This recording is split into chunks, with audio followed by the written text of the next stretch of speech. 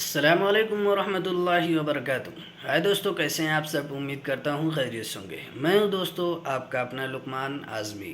तो आज दोस्तों हम लोग रिएक्शन देने वाले हैं चंद्रशेखर आज़ाद रावण। तो आप सभी जानते हैं चंद्रशेखर आज़ाद एक बहुत ही अच्छे नेता हैं जो दलितों के लिए लड़ते हैं, कमज़ोरों के लिए लड़ते हैं, बिल्कुल जिस तरह असदुद्दीन वैसी लड़ते हैं। तो इन लोगों को भी भाई हमें फुल तरह सपोर्ट करने चाहिए, जो लोगों को, गरीबों को उनका हक दिलाने में साथ देते हैं। तो चंद्रशेखर आज़ाद ने अमित शाह को बहुत ही बुरी तरह से धोया है दोस्तों। तो चलिए दोस्तों पहले वीडियो देखते हैं। व्यवस्था आपकी सब कुछ है आपके पास, फिर भी जो है महिलाओं पर रेप नहीं रोक पा रहे हो, हत्या नहीं रोक पा रहे हो। सुनो भाई, मैंने ध्यान से आपको सुना है, सुनिए जरा। प्लीज, जिस दिन अम्बेडकरवादी गुस्सा हो जाएगा वो फिर इस सरकार को जो 24 में आ गई है, वो आने वाले चुनाव में ऐसा सबक सिखाएगा कि दोबारा पलट के नहीं देख पाओगे। तो मेरे दाएं तरफ जो साथी बैठे उनको बुरा लगेगा। कर्नाटक में 14,732 करोड़ रुपए इन्होंने दूसरी योजना में लगा दिए, और मध्य प्रदेश में आपने 95 करोड़ रुपए जो है दूसरे बजट में लगा दिए। हमारा जो मिलता है उसको तो मत छीनो भाई। एमएसपी की लीगल गारंटी कोई बात नहीं हुई है। किसानों को जो 6,000 रुपए मिलते हैं उसको बढ़ा के 12,000 रुपए करना चाहिए, और फसल बीमा जो है उसका सारा प्रीमियम सरकार भरे, किसानों पर बोझ ना लगे। रिजर्वेशन प्रमोशन में लागू नहीं किया गया, पुरानी पेंशन को बहाल नहीं किया गया, इस पर चर्चा नहीं हुई। देश में मनरेगा समेत न्यूनतम मजदूरी की दर 700 रुपए होनी चाहिए। समान काम समान वेतन पॉलिसी लागू होनी चाहिए।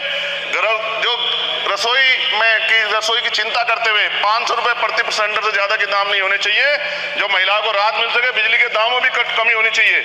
बेरोजगार युवाओं को 5,000 रुपए भत्ता मिलना चाहिए, जो बेरोजगार युवा जो है अपनी पढ़ाई या अपना खर्चा उठा सके। मैं अपने क्षेत्र के विषय में महोदय आपसे कहना चाहता हूं कि पश्चिम यूपी में नगीना में एक एम्स बनना चाहिए, एक IIT बननी चाहिए, एक IIM बनना चाहिए। नगीना लोकसभा में उद्योग धंधे लगने चाहिए।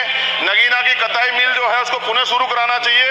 RRTC जो योजना है सरकार की, उसको मेरठ से आगे बढ़ाकर मुजफ्फरनगर, सहारनपुर से नजीबाबाद नगीना होते हुए उसको नगीना तक ले जाना चाहिए। साथ साथ नजीबाबाद से मुंबई के लिए एक ट्रेन चलनी चाहिए, और नगीना, श्योरा, किरतपुर में रेलवे के ओवरब्रिज बनने चाहिए।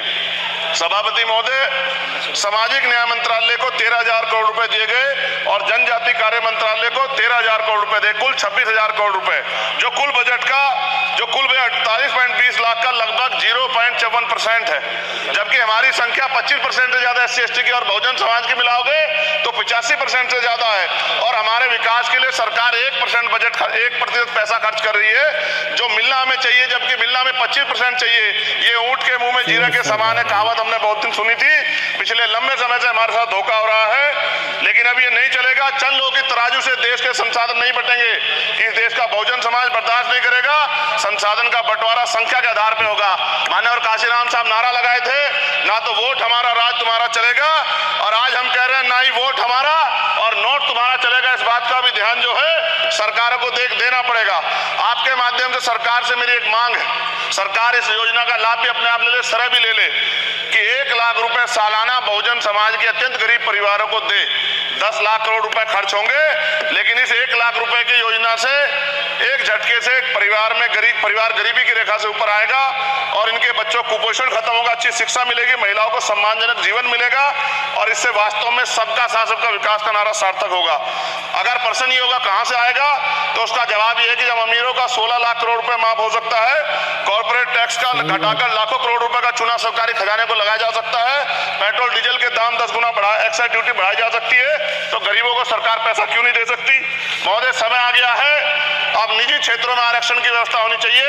SC ST OBC को निजी क्षेत्रों में आरक्षण मिलना चाहिए। और मेरी आपसे ये भी मांग है, क्योंकि अब समय की मांग है और देश तेजी से आगे बढ़ रहा है, तो मैं कहूंगा कि सरकार का जो सबका साथ सबका विकास का नारा लगभग वो असत्य महसूस होता है, क्योंकि अल्पसंख्यकों में मुसलमानों, जैनों, सिखों, बुद्धिस्टों के लिए कुछ दिख नहीं रहा, उनकी कल्याण कोई योजना नहीं है। मदरसों को जो बजट मिलता था वो कम कर दिया गया है। आर्थिक तंगी से लोग मर रहे हैं। इंटर्नशिप की बात हुई है, परमानेंट रोजगार नहीं है। और दिल्ली में क्या हुआ बच्चों के साथ कल, उनकी सुरक्षा की जिम्मेदारी क्या है? वो आए तो बनने थे IAS IPS, और बन क्या गए, लाशें बन के गए। यहाँ से कोई ध्यान नहीं दे रहा है, किसी की नजर नहीं है। साथ साथ मैं आपसे ये भी आग्रह करूंगा कि हम ग्रामीण क्षेत्रों से आए लोग देश से बड़ा प्रेम करते हैं और हम ये महसूस करते हैं कि सरकारें हमें सुनेंगी, सरकारें हमारे बारे में सोचेंगी। लेकिन ऐसा महसूस हो जाता है आज़ादी के 75 साल बाद, और जिसको अमृत काल कहा जा रहा है, आज भी SC ST OBC के लोग पे अत्याचार हो रहा है। अभी 2 दिन पहले गोली से उड़ा दिया गया गाजियाबाद में, और राजस्थान में गर्दन काट दी गई। ये घटनाएं देख के डर लगता है घर से निकलते हुए भी कि आने घर वापस लौटेंगे नहीं लौटेंगे। तो मेरा सरकार से आग्रह है, अगर आज़ादी के 75 साल बाद भी हमें हमारी हत्या हो रही है तो हमारी माँ को भी दर्द हुआ होगा जब उसने हमें पैदा किया होगा, हमारी बहनों को भी हमारे खोने का दर्द होता होगा।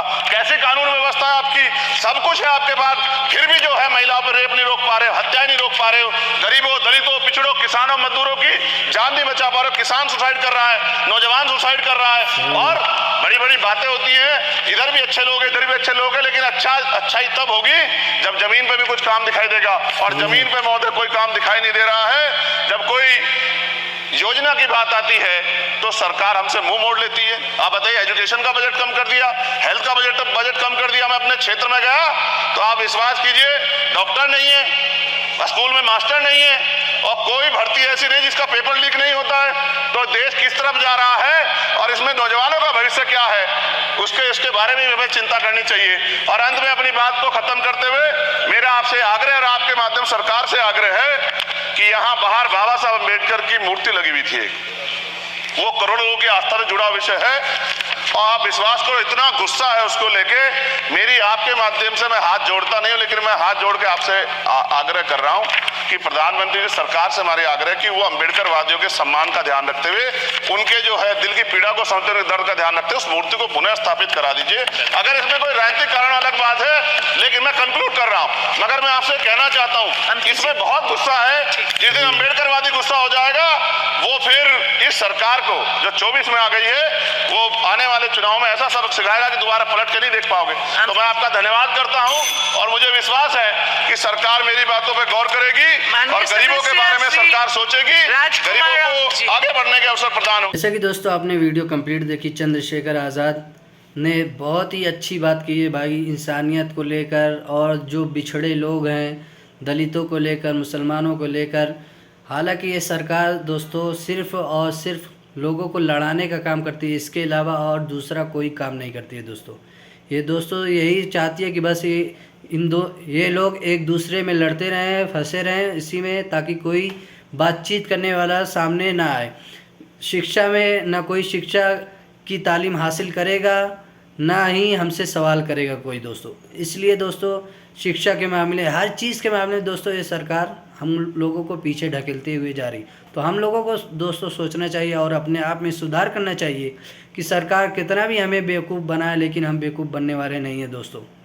ये सरकार सिर्फ़ और सिर्फ चोर है, सीधे कह सकते हैं सिर्फ अडानी अंबानी के लिए काम करती है दोस्तों ये सरकार, और किसी के लिए इस सरकार को जनता को लेकर कोई भी इसके लिए अहमियत नहीं है। जनता को लेकर, जनता मरे कटे कुछ भी करे उससे हमें कोई प्रॉब्लम नहीं है। हम काम करेंगे, हम अपनी पेट भरेंगे, अपना जेब भरेंगे, अपनी पेटी भरेंगे, इनका बस इसी से ताल्लुक़ है दोस्तों, हम लोगों से इनका कोई ताल्लुक़ नहीं है।